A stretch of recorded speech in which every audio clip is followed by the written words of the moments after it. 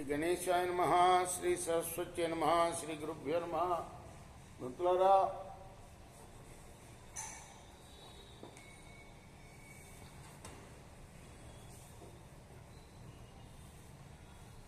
వ్యాసప్రోక్త మహాభారత ఇతిహాసం యథాతథంగా చెప్పుకున్నాం. ప్రతి శ్లోకం దాని అర్థం.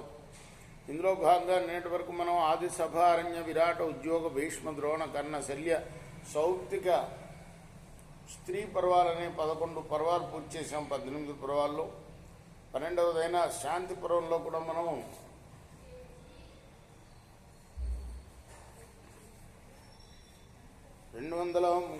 అధ్యాయాలు పూర్తి చేసాం. ఈ 232వ అధ్యాయాన్ని ఈరోజు మనం ప్రారంభం చేద్దాం. ప్రారంభించే ముందు వ్యాస భగవాను ప్రార్థన చేసుకున్నాం. వ్యాసాయ విష్ణు రూపాయ వ్యాసరూపాయ విష్ణవే నమో వై బ్రహ్మనిధయే వాసిష్ఠాయ నమో నమః. నారాయణం నమస్కృత్య నరం చైవ నరోత్తమం దేవీం సరస్వతిం వ్యాసం తతో జయముదీరయేత్. అంజనానందనం వీరం జానకీ శోకనాశనం కపీసమక్షంతారాం వందే లంకాభయంకరం. సదా నింబవృక్షస్య మూలాధివాసాత్ సుధాశ్రావణం తిక్తమప్యప్రియంతం తరుం కల్పవృక్షాదికం సాధయంతం నమామీశ్వరం సద్గురుం సాయినాథం.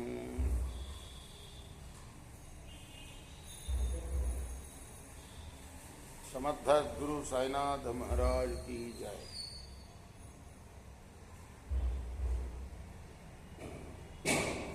व्यास उवाच ब्रह्म तेजोमयं शुक्रं यस्य सर्वमिदं जगत् एकस्य ब्रह्मभूतस्य द्वयं स्थावरजंगमम्. వ్యాసుడు ఇలా చెప్తున్నాడు సుఖయోగికి, తన పుత్రుడికి. తేజోమయ బ్రహ్మమే అన్నిటికీ బీజం. దాని నుండి సమస్త జగత్తు ఉద్భవించింది. ఒకే బ్రహ్మ నుండి స్థావరాలు, జంగమాలు రెండు జనించాయి. అహర్ముఖే విబుద్ధ సన్ సృజతే విద్యయా జగత్ అగ్ర ఏవ మహద్భూతం ఆసు వ్యక్తాత్మకం మనః. దినారంభంలో నిద్రలేచి అవిద్య ద్వారా సంపూర్ణ జగత్తును సృష్టిస్తాడు. ముందు మహత్తత్వం, దాని నుండి స్థూల దృష్టికి ఆధారభూతమైన మనస్సు ఉద్భవిస్తాయి.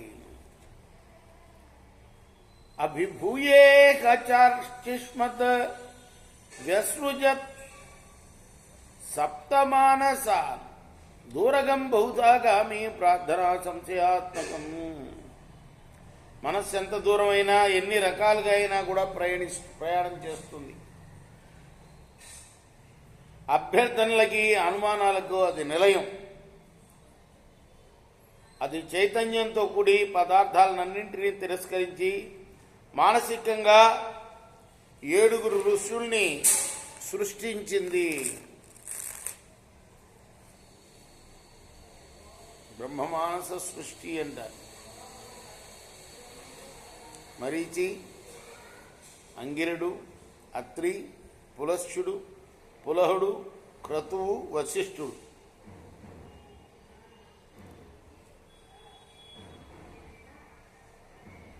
మనః సృష్టిం వికృతే చోద్యమానం శుశ్రూక్షయా ఆకాశం జాయతే తస్మాత్ తస్య శబ్దం గుణం విదుః. సృష్టించాలన్న కోరికతో మనస్సు ప్రేరణ పొంది ఎన్నింటినో సృష్టిస్తుంది. ఆ మనస్సు నుండి ఆకాశం ఉద్భవిస్తుంది. శబ్దం ఆకాశ గుణం.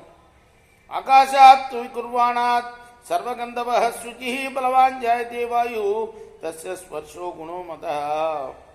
ఆకాశం వికృతిని పొందుతుంది. దాని నుండి పవిత్రము, గంధవహము, బలిష్టము అయిన వాయువు జనిస్తుంది. స్పర్శ వాయు యొక్క గుణం. వాయోరపి వికుర్వాణాత్ జ్యోతిర్భవతి భాస్వరం రోచిష్ణు జాయతే శుక్రం తద్రూపగుణముచ్యతే. వాయు వికారం నుండి అగ్ని జనిస్తుంది. అది జ్వాలా సహితం, కాంతిమంతం కూడా. రూపం అగ్నిగుణం. జ్యోతిషోపి వికుర్వాణాత్ భవంచాపోరసాత్మిక అభ్యో గంధవ భూమి సపేషాన్ సృష్టిరుచ్యతే.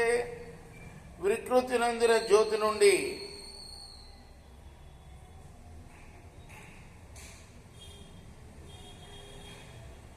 రసాత్మకమైన బలం జనిస్తుంది, జలం జనిస్తుంది. జలం నుండి గంధాన్ని వహించే భూమి. ఇది పంచభూతాల యొక్క ప్రాదుర్భావ క్రమం. ఆకాశం నుండి వాయువు, వాయువు నుండి అగ్ని, అగ్ని నుండి జలం, జలం నుండి భూమి. ఇట్లా గుణః సర్వస్య పూర్వస్య ప్రాప్నువంచుత్తరోత్తమం తేషాం యావజ్జతా యచ్చ తత్తత్తావత్ గుణం స్మృతం. ఈ పంచభూతాల్లో ఉత్తరోత్తరమైన భూతం పూర్వభూతాల లక్షణాలు అన్నీ కలిగి ఉంటుంది.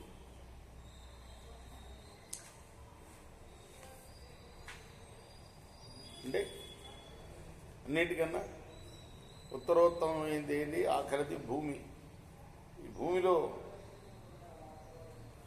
దానికి పూర్వం ఉండే, అంటే భూమికి ముందు జలం, జలానికి ముందు అగ్ని, అగ్నికి ముందు వాయువు, వాయువుకి ముందు ఆకాశం. వీటన్నిటి గుణాలు భూమిలో ఉంటాయన్నమాట.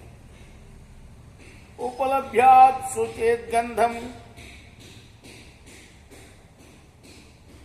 కేచిత్ భూయురపణైపునాత్ పృథివ్యామేవ తం విద్యాత్ అపాం వాయోస్య సంశ్రితం. ఎవరైనా నీటిని వాసన చూసి అజ్ఞానంతో గంధాన్ని జలగుణం అనవచ్చు, కానీ అది మిథ్య. గంధం పృథివీ గుణమే.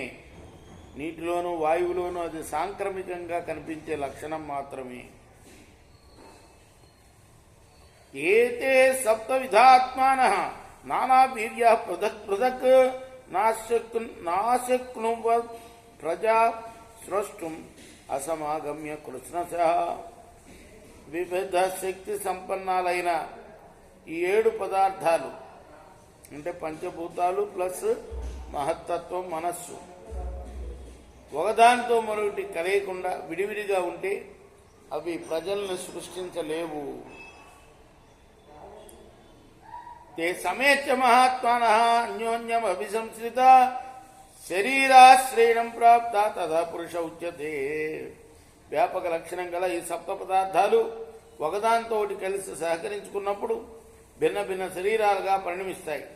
ఆ శరీరమునే పురంలో నివసిస్తాడు కాబట్టి జీవుణ్ణి పురుషుడు అంటారు. శరీరం శ్రయణాద్భవతి మూర్తిమత్ షోడశాత్మకం తమావిశంతి భూతాని మహాంతే సహకర్మణ. 10 ఇంద్రియాలు, 5 మహాభూతాలు, మనస్సు కలిసి ఈ 15 కూడాను, ఈ 16 తత్వాలతో 10 ఇంద్రియాలు, 5 మహాభూతాలు, మనస్సు, శరీర నిర్మాణం జరుగుతుంది. వీటికి తీసుకో రామకృష్ణ, రామకృష్ణ, రామకృష్ణ.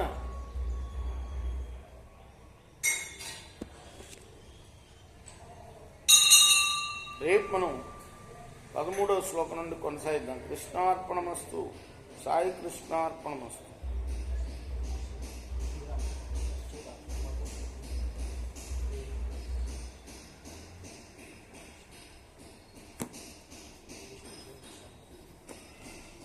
స్వస్తి ప్రజాభ్య పరిపాలయంతాం న్యాయేన మార్గేణ మహిమహీషా గోబ్రాహ్మణేభ్య సుమోస్త్రిత్యం లోకా సమస్తా సుఖినో భవంతు. కృష్ణార్పణమస్తు. సాయి కృష్ణ.